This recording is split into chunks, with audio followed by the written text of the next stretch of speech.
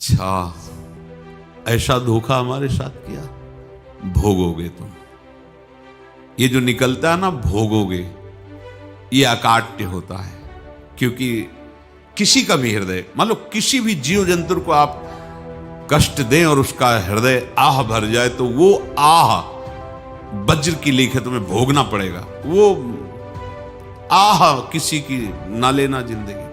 कोई ऐसा कोई आह भर करके कह दिया तुम समर्थ हो, हम तो कुछ कर नहीं सकते, और अंदर से दुख, फिर तुम्हारी सामर्थ्य काम नहीं करेगी, मिट्टी में मिला देगी। ऐसा नहीं कि आप जो कर रहे हैं कोई देख नहीं रहा, कोई हिसाब किताब नहीं, जो कर रहे हैं अवश्य में भोक्तव्यम, बहुत सावधान।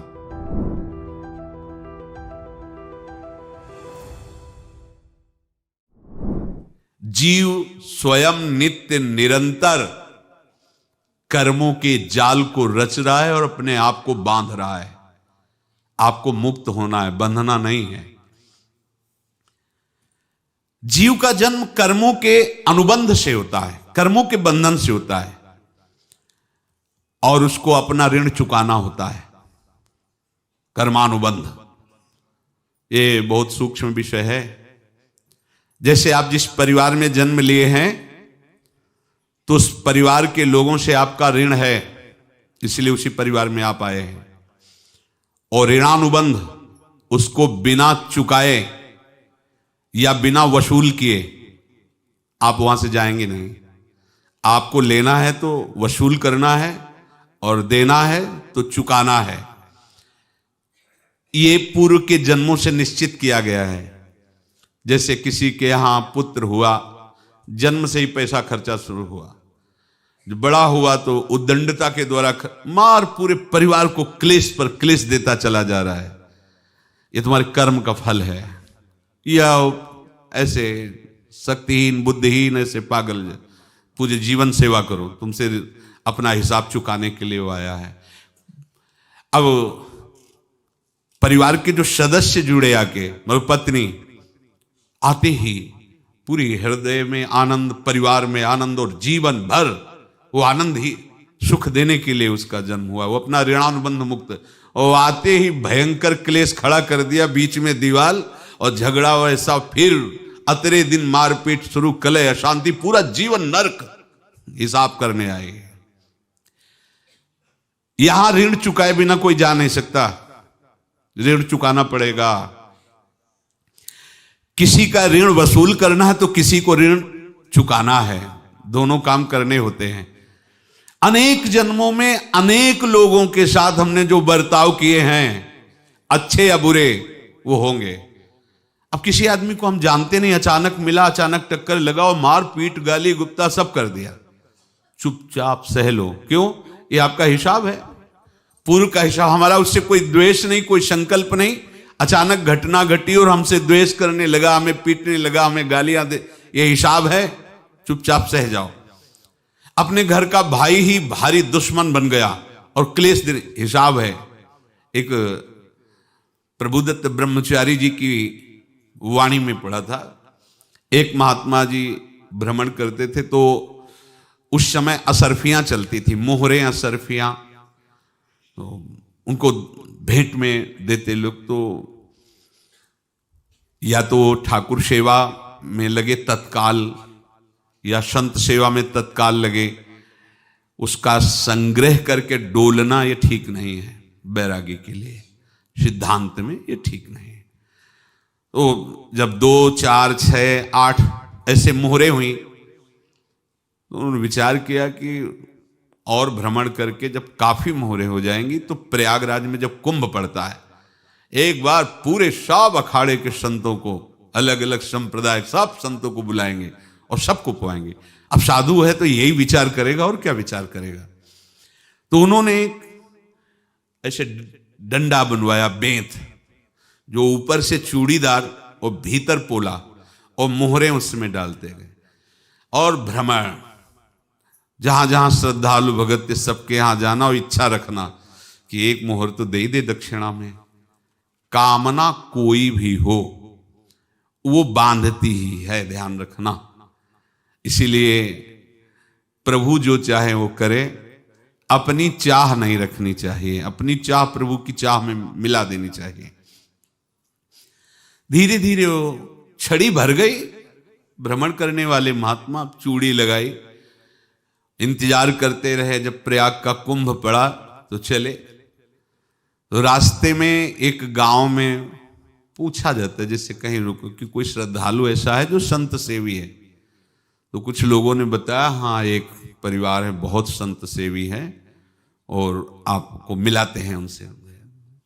आइए महाराज, घर में रुका।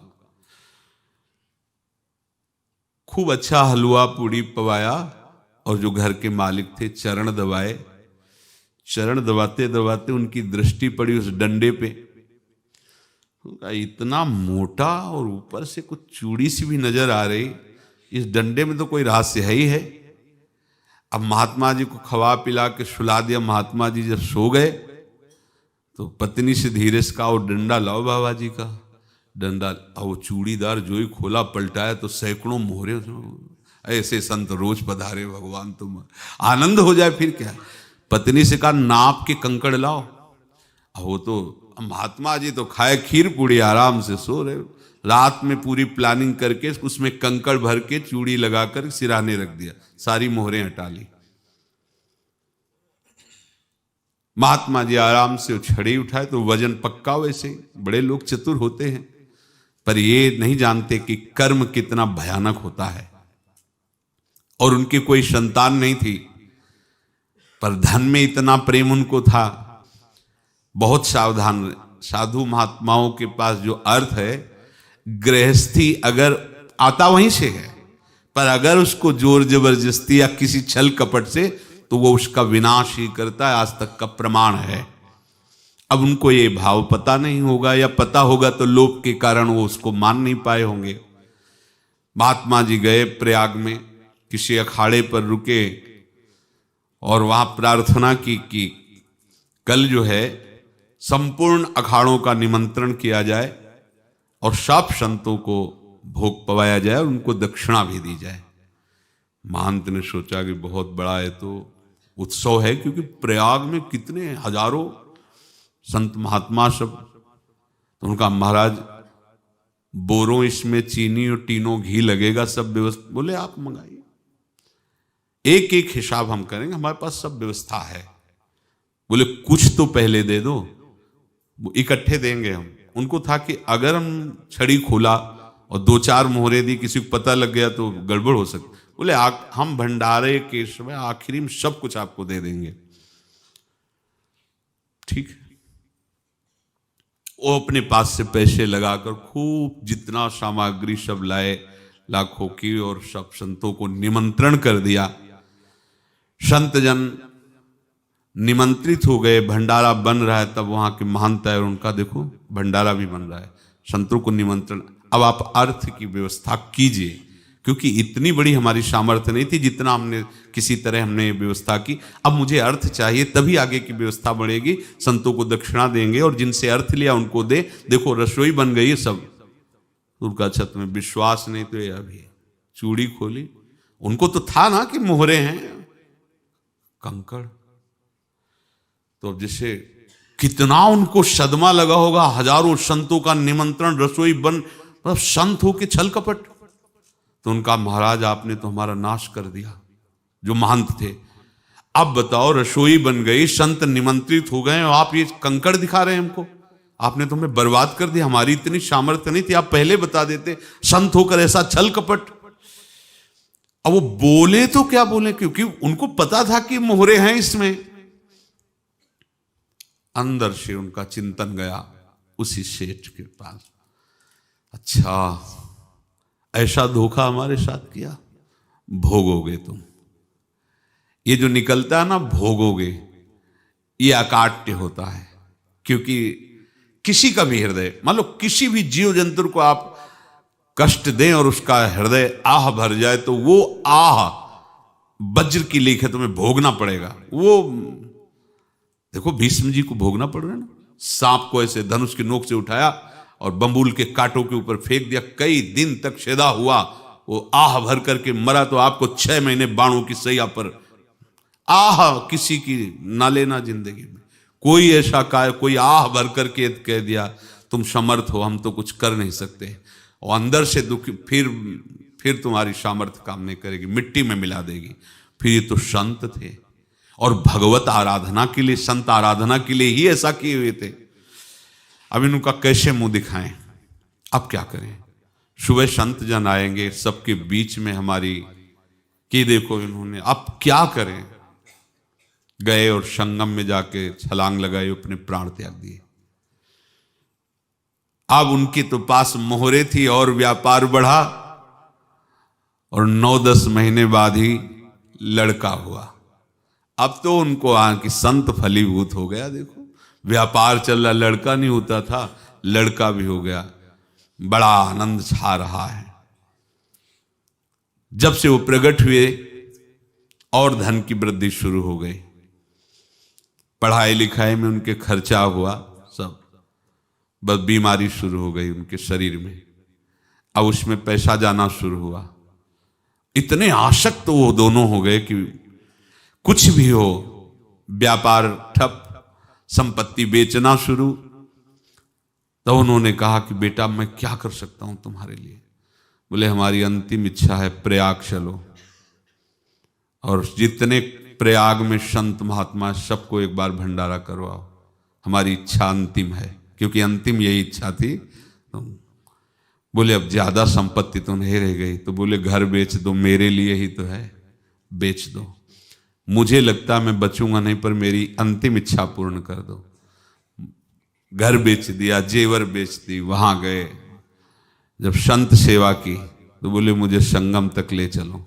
संगम तक ले गए और बोले समझे तुम चुराए थे और हमने उसको छीना है, कुछ नहीं रह गया तेरे पास कुछ, अब केवल ममता और आसक्ति में जल कर मर और नरक प्राप्त कर। मैं वही महात्मा हूं जिसकी तूने मोहरे ली थी, शरीर छोड़ दिया। महात्मा को जन्म लेना पड़ा और इनको दुर्गति भोगनी पड़ी। ऋणानुबंध होश में, ऐसा नहीं कि आप जो कर रहे हैं कोई देख नहीं रहा, कोई हिसाब किताब नहीं, जो कर रहे हैं अवश्य में भोक्तव्यम, बहुत सावधान। अनेक जन्मों में अनेक लोगों से जो कुछ लिया दिया है, इस लेने देने को मिटा देने के बाद ही तुम मुक्त हो गए। इसीलिए एक उपाय है, लेना न देना मगन रहना। क्या? मालिक को समर्पित हो जाओ, मालिक को अपना माना हुआ समर्पित कर दो, खत्म। अहम त्वाम स्वरूपापेभ्यो मोक्षयिष्यामि, सब खत्म, आगे पीछे लेना देना सब खत्म।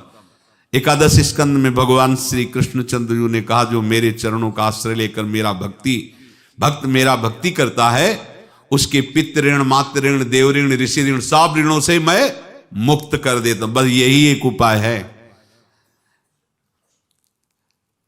जो इसके बंद करने का उपाय भक्तों के लिए है, वो यही है, भगवान की शरण में होकर अपना माना हुआ पूरा भगवान के अर्पित कर दो। अर्पित करने का तात्पर्य उसमें अहम हटा दो। तो दियम वस्तु गोविंदम तुभ्यमेव समर्पये। जिनसे तुमने सेवा करवाई है उनकी सेवा करनी पड़ेगी, जिनसे तुमने जो कुछ लिया है उनको देना पड़ेगा। ये लेने देने का व्यापार जब तक समाप्त नहीं होगा तब तक तुम्हारा जन्म मरण चलता रहेगा। अब आपको यहां समझना है, यदि आपसे किसी ने पैसे लिए बेईमानी करके नहीं दे रहा है तो आप उसको गाली मत दीजिए, आपने बेईमानी की थी इसलिए आपकी बेईमानी हुई है, ले गया, कोई बात नहीं है, बंधन से मुक्त हुए, जो बोझा था चला गया। उसको ऐसा ना देखे कि ये बेईमान हमारे रुपए मार लिए, अब जो कुछ होगा देखेंगे। अगर आप आगे नया कुछ करते हैं तो फिर आगे का हिसाब आपको भोगना पड़ेगा, ध्यान रखना। ऐसा नहीं है कि आपको भोगना नहीं पड़ेगा। एक ही उपाय है कि अब जो शरीर धारण किए इसी में जो भोग ले, आगे ना होना चाहिए। तो क्या करे? सर्वतो भावेन भगवान की शरण ले ले। ये तो सर्वाणि कर्माणि मयि सन्न्यस्य मत्पराहा अनन्येनैव योगेन माम ध्यायन्तु उपासते तेषाम् अहं समुद्धर्ता मृत्यु संसार से। ये बड़ा कठिन है पार होना, कोई छोटी मोटी बात है। एक महात्मा बाल्यावस्था से भजन करते थे, शालिग्राम भगवान पास रखते थे और उन्हीं की आराधना करके बस पाठ नाम जप और भ्रमण करते थे। यौवन अवस्था थी, गंगा जी के किनारे अपने ठाकुर को विराजमान करके स्नान करने के लिए कपड़ा ही उतार रहे थे कि 90 लोग आ गए, भाला तलवार सब ले, मारो मारो इसको मारो, घेर लिया। तो उन्होंने हाथ जोड़कर कहा हमने क्या अपराध किया, कोई सुन ही नहीं रहा। तो उन्होंने कहा मार तो डालोगे ही आप 90 लोग, हम कोई अस्त्र शस्त्र तो लिए नहीं, एक बार हमें गंगा में डुबकी लगा देने दो और अपने ठाकुर को स्नान करा देने दो, फिर इसके बाद आप मार देना। भगवत इच्छा से वो लोग रुक गए, स्नान किया और अंदर से प्रार्थना की, प्रभु ये क्या लीला है आपकी, आपके सिवा मेरा कोई है नहीं और ये मुझे मारना चाहते हैं। तो भगवान ने जानते हो क्या कहा उनके अंतर में, तुम मेरे में ध्यानस्थ हो करके शरीर को छोड़ो, ये लोग मारेंगे, ये मेरे भजन का फल है कि तुम्हें 90 जन्म नहीं लेना पड़ेगा, एक ही जन्म में 90 मिलके, तुमने 90 हिंसा की थी पूर्व में, तो तुम्हें 90 बार जन्म लेना होता और एक एक करके मारते। ये मेरे भजन का प्रताप है कि एक बार में ही 90 का हिसाब हो जाएगा। तुम आंख मूंदो, मेरे ध्यान में मगन रहो, मेरे प्रताप से तुम्हें कोई चोट नहीं होगी और स्वाभाविक मूर्छा अवस्था में प्राण तुम्हारे छूट जाए। ऐसा ही हुआ, ऐसा हुआ। तो ये बात समझ लो कि ये जो कर्मानुबंध है, ऋणानुबंध है।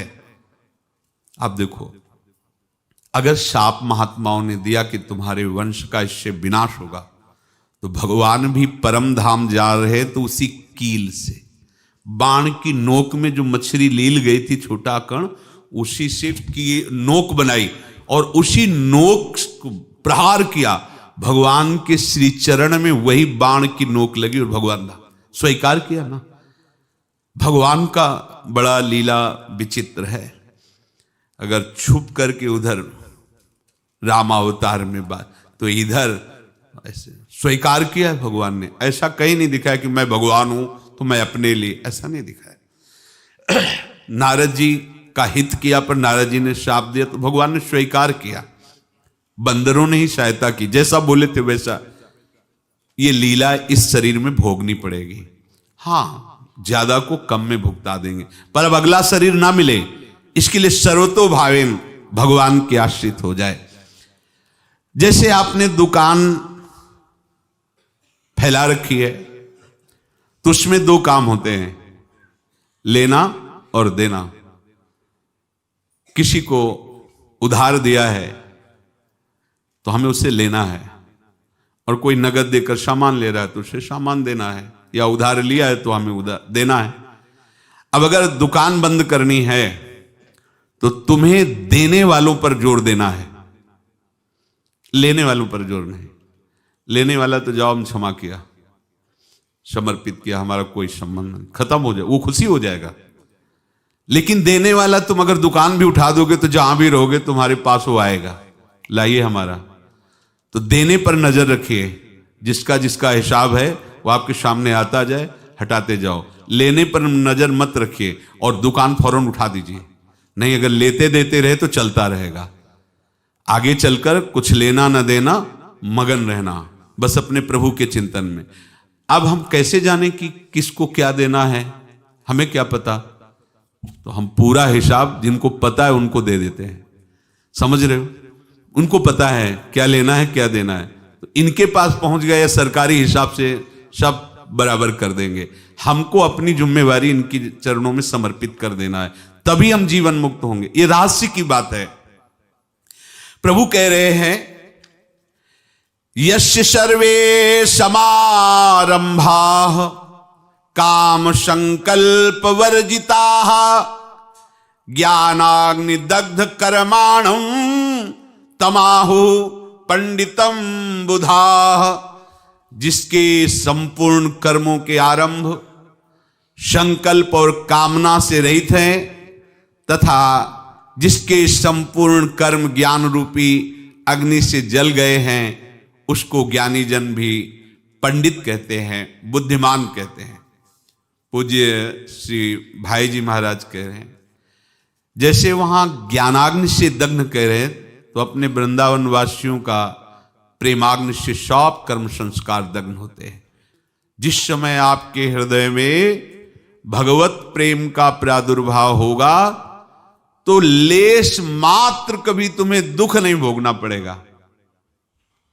प्रेम का प्रादुर्भाव होते ही दुख का नाश हो जाता है, महासुख। जब प्रेम का प्रादुर्भाव होगा तो समस्त पाप भस्म हो जाते हैं, अशांति नष्ट हो जाती है, संसार ज्वाला स्पर्श भी नहीं कर सकती है। जब भगवत प्रेम का प्रादुर्भाव होता है तो हो सकता है उस उपासक के जीवन में दुखों का पहाड़ टूट पड़े, परिवार खिलाफ, शरीर रोगी, अव्यवस्था, बहुत बहुत कुछ, सब कुछ। कह रहे हैं इतना सब होने पर भी उसके हृदय में कोई भी दुख नहीं होता। ये ऐसा सामर्थ्यशाली भगवत प्रेम है। भगवान के चरणारविंद का जिसके हृदय में प्रेम है, भारी से भारी दुख भी उनको विचलित नहीं कर सकता।